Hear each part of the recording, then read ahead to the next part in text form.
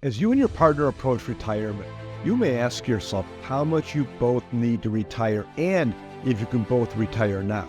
Today, we're going to analyze how a couple aged 59 and 61 with $700,000 in savings can determine if they're financially ready for retirement. As the owner of a financial planning firm, my team and I have guided numerous clients through this exact scenario. The decision-making process I'm about to share with you is the same one we use to help our clients assess their retirement readiness. You probably know this, but one of the toughest challenges of retirement is understanding how long you should wait to retire. Many believe that retiring early is reserved for individuals with multiple millions of dollars, but the truth, this is not always the case. But there are a number of factors you must consider before you make the decision to retire. In today's video, we'll walk through a case study that breaks down some of the factors to consider. More importantly, I'm going to explain the thought process behind the decisions so you can apply it in your own situation to determine if you're ready for retirement. Let's outline some of our assumptions. There's $700,000 allocated as follows: 80% in tax-deferred accounts, 15% in Roth accounts, and 5% in taxable investments. This matters because a heavily tax-deferred mix could lead to significant required minimum distributions and tax implications during retirement. For example, if most of the money was in taxable accounts, this would greatly benefit them. Because it's mostly tax-deferred, we need to consider tax-efficient withdrawal strategies and potential Roth conversions. Their current annual expenses are approximately $75,000.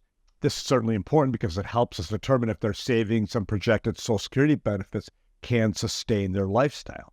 It's really important for calculating the required withdrawal rate and assessing retirement readiness. Yes, withdrawal rate is important, but let's not forget the goal is to spend more money when the Williams are younger and healthier. Let's talk about Social Security a bit. The 61-year-old's estimated Social Security benefit is $2,600. The 59-year-old's estimated benefit is $2,200. As you know, Social Security is a critical part of retirement income. So we need to determine the optimal claiming strategy to maximize their lifetime benefits and support their cash flow. They have no pension or other guaranteed income sources, and they have longevity on their side, which means their money has to last longer. Let's step through the decision-making process. Here's what we're going to specifically address. Can they retire? How much can they spend if they do retire?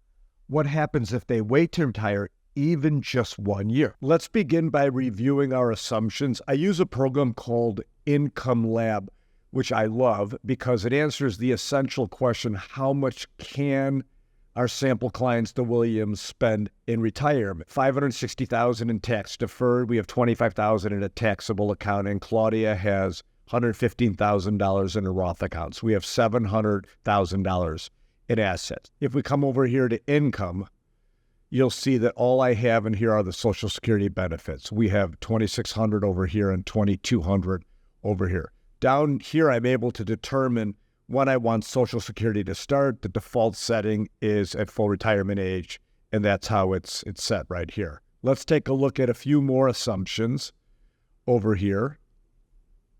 I'm going to recalculate the plan real quick.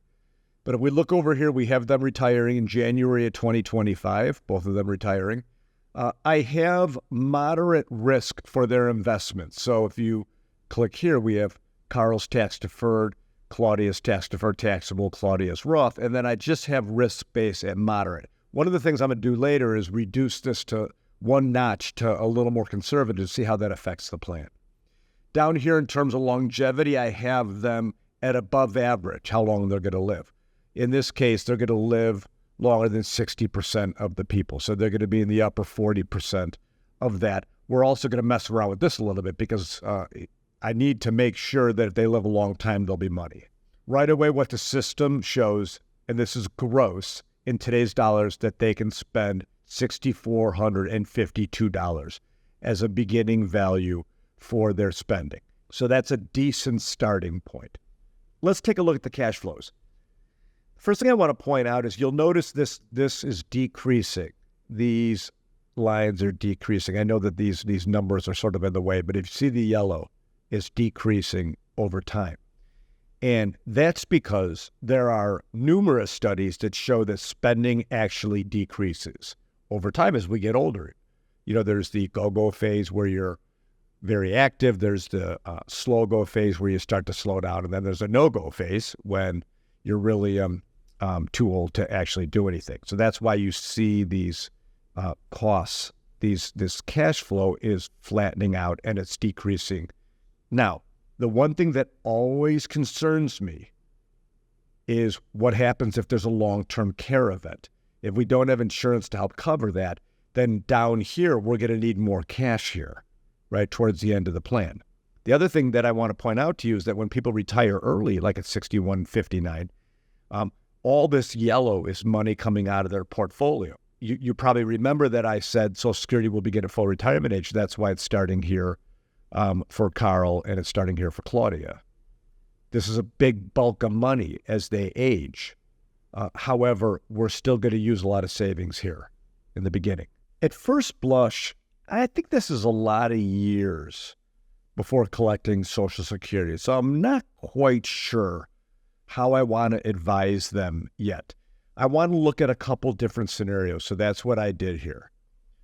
So the first thing I did was I said, what if there's more longevity? Because remember, we only had them in the 40th percentile. So let's go in here and take a look at that.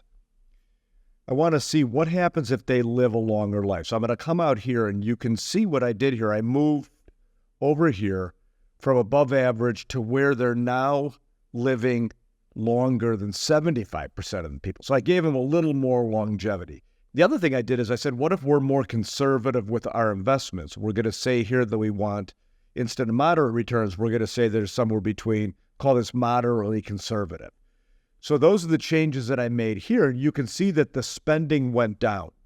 The amount of money that they're able to spend gross, $5,900 is, we're really sort of not meeting their needs just yet in terms of where they are. Now, remember, there's nothing in here for long-term care. And I also haven't done anything about giving them a little extra money to spend when they're younger and healthier. The next thing I did is, what if there's more longevity with our 75% living longer than 75% of people?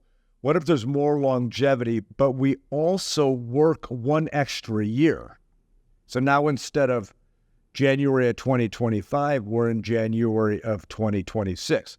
Now we're up to about $6,300 in spending. We're doing a little bit better.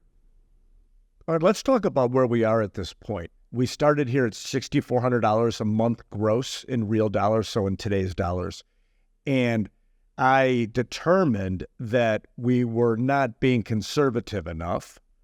So I made them live a little bit longer. I made their investments a little more conservative, and we came down here to $5,900. That's almost a $500 difference, and that may not seem like a lot, but in retirement, $500 a month could be the difference between, 2-3 nights eating out, activities. It could be in the vacation budget, and what have you. So it is a lot of money. So we got down here to $5,900. I said, well, what happens if we work 1 year more?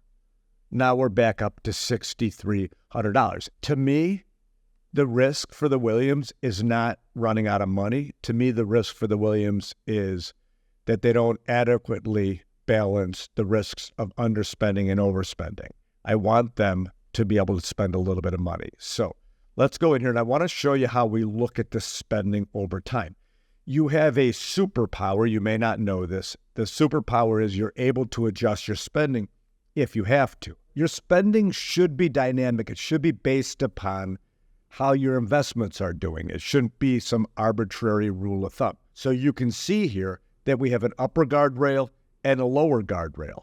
The upper guardrail means that if our investment asset values get higher than a certain number, we can spend a little more money. The same on the downside. If our asset values go below a certain number, we're going to make an adjustment to our spending and spend a little bit less. We want to be closer to the upper guardrail. We don't want to be close to the lower guardrail. That would mean we're maybe spending a little too much money, had a greater chance of hitting this lower guardrail. We understand there may be adjustments. That's okay. We want to be in the know, if you will, about when those adjustments might occur.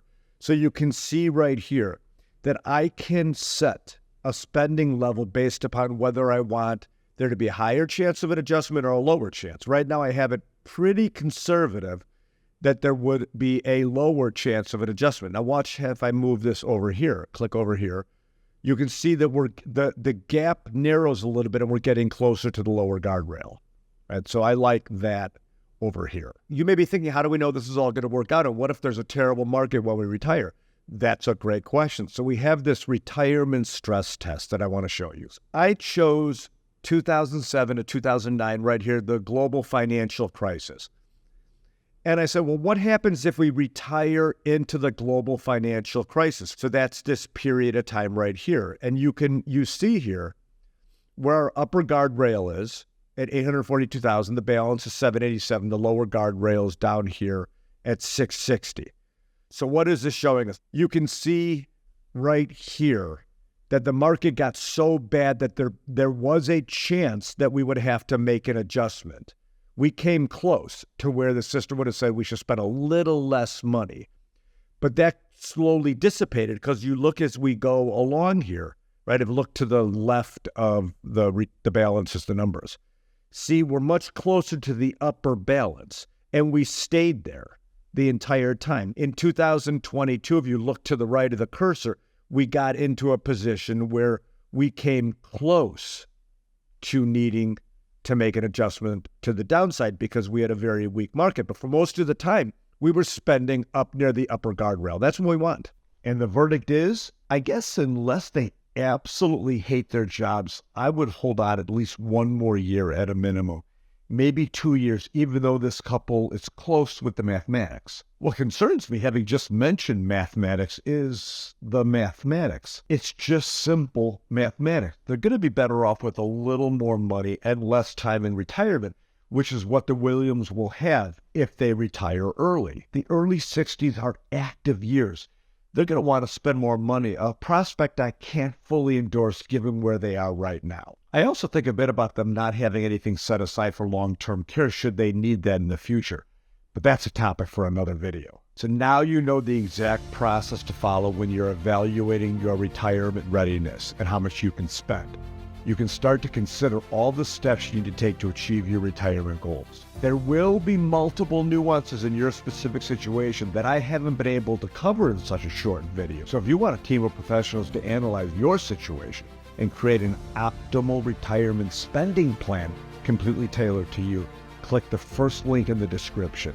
It's going to take you to a page where you can book a completely free consultation with our team where we can help you begin to build the retirement of your dreams. Thanks for watching.